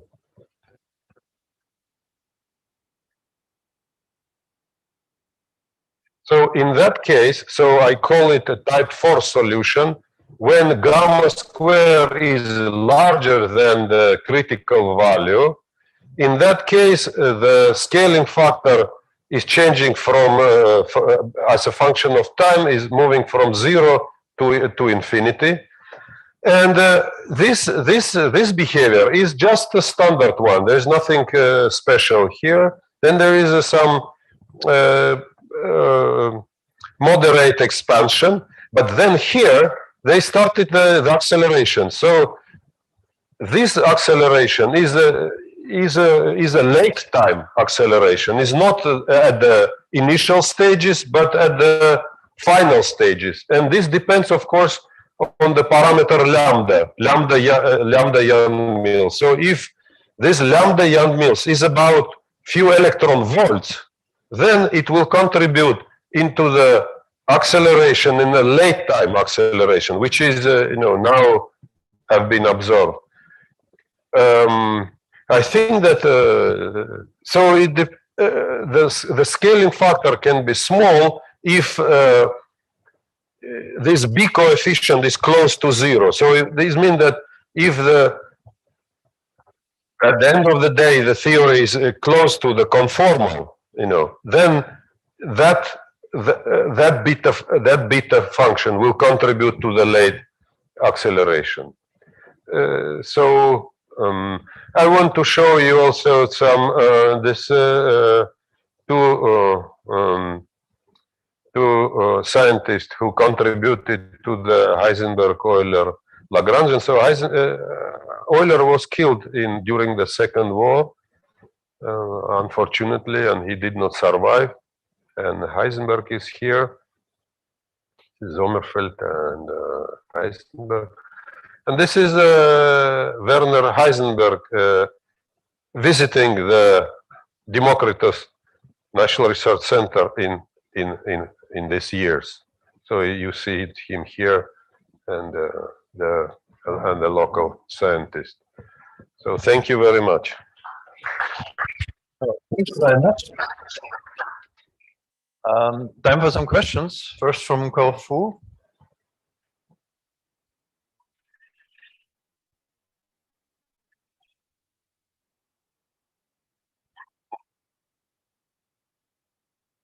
There is a question. Yes. Okay.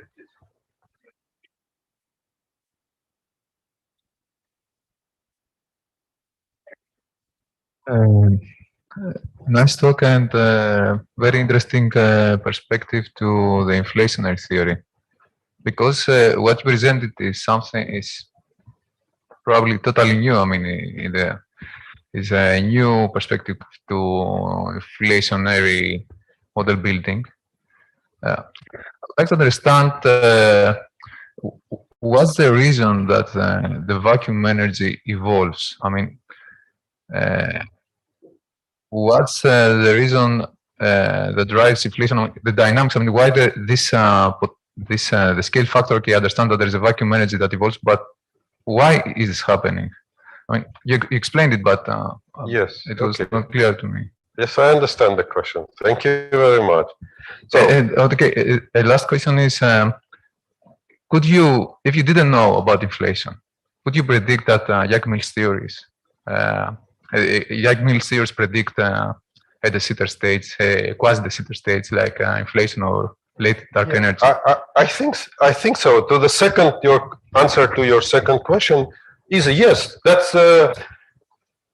I think that the problem was how to calculate the contribution of vacuum fluctuations in quantum field theory to the gravity, and most of the people, if you can look the literature, they write this integral, which I write from in the oops, it does not somehow it stops to no, it goes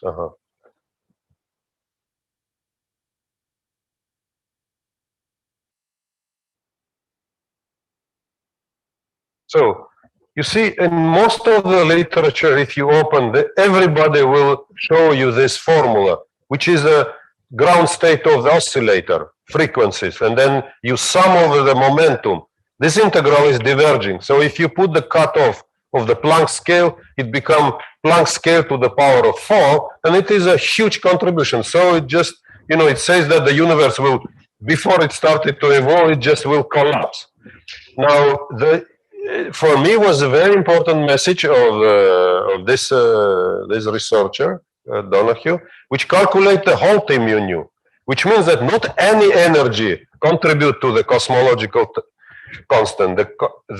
Only the tensor energy momentum, which is proportional to the metric tensor, so which means that 1, 1, 1, 1, that's only contribute to the vacuum. Now, what is the difference between this calculation and Heisenberg-Euler? Let's consider the Casimir effect. If you consider the Casimir effect and you calculate the energy, of course, the vacuum energy will be infinite. But what happens? You have to calculate the difference. So you take the pure vacuum when it is some contribution. Then you put the two plates. You deform the energy states of the vacuum, and you have to calculate the difference before and after you introduce. The same is here. So therefore, you calculate the energy momentum tensor, which is now finite, and give the reasonable contribution. So this is one part of the answer. Then you ask me why there is evolution of the field strength tensor. As far as the energy density and pressure depends on the vacuum field, phi is a vacuum field.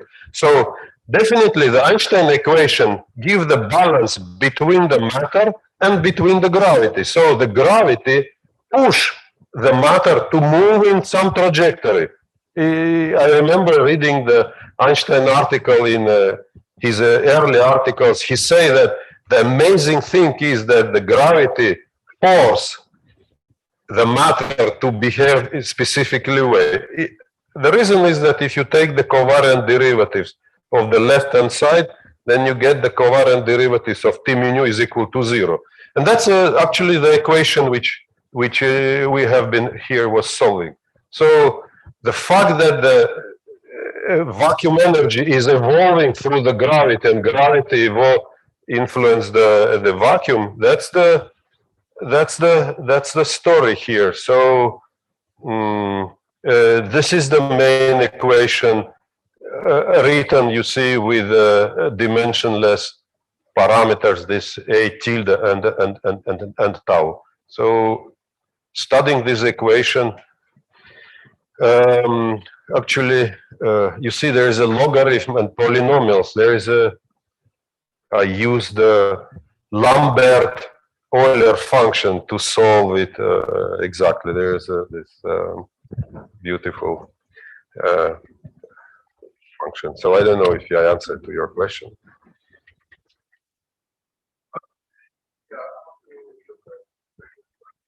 Yes, so I was saying that, I was doing like last 3 months calculations, and I was checking is the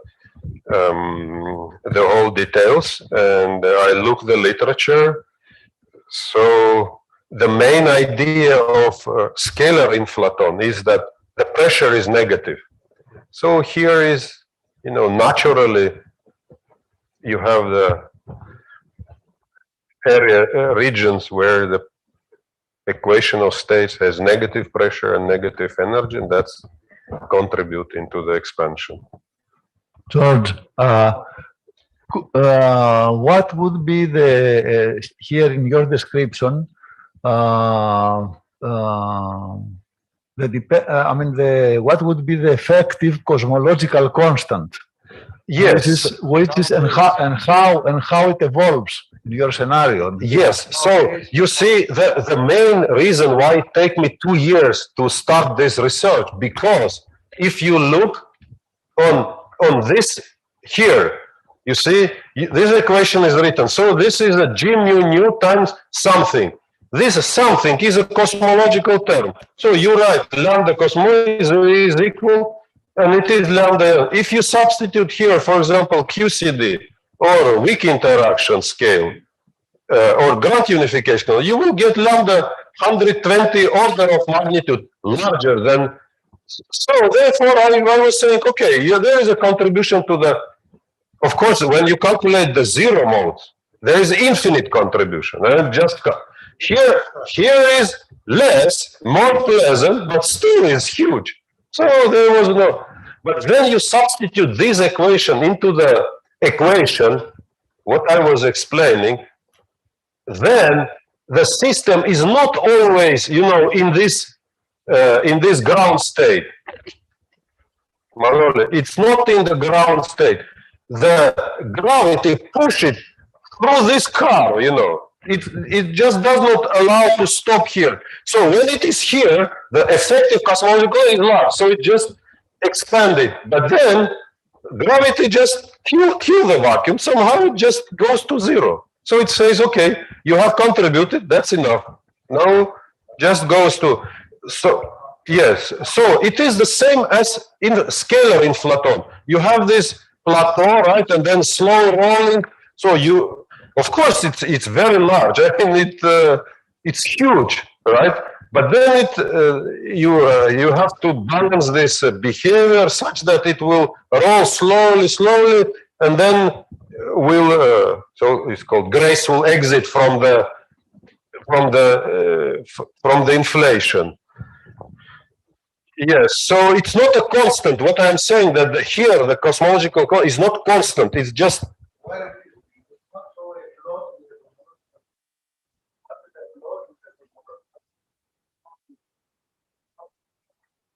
lot with cosmological constant.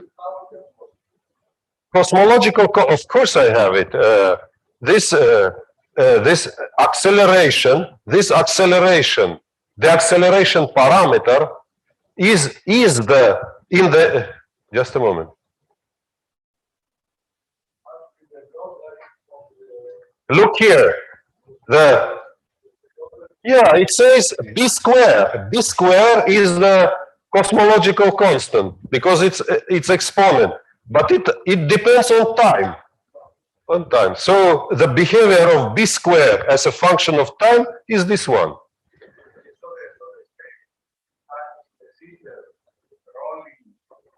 Constant, which is large in the beginning and then diminishing, it becomes too small, as it is.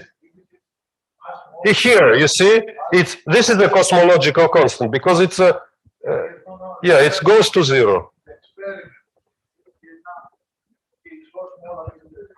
So experiment, just a moment, experiment tells.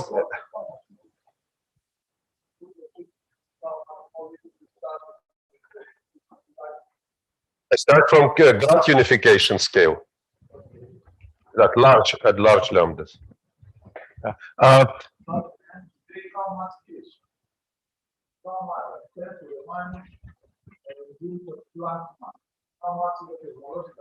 It's cosmological constant depends here on time. It's not a constant. So you can see here. What is this n? It's exponent, you know. So I discuss it and I tell that at this time of period of 10 to the minus 13 seconds, the scale of the universe will develop from 10 to the minus 25 centimeters. The patch will increase 23 orders, and will reach 10 to the minus 2 centimeters. That's what happened. Okay, as I trusted the local discussion, we can continue here anyway. Is there some question online? Let's just check, because that we cannot continue.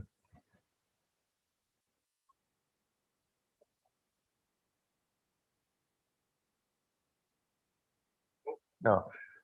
Okay. Then, I would suggest let's thank the speaker again for the talk.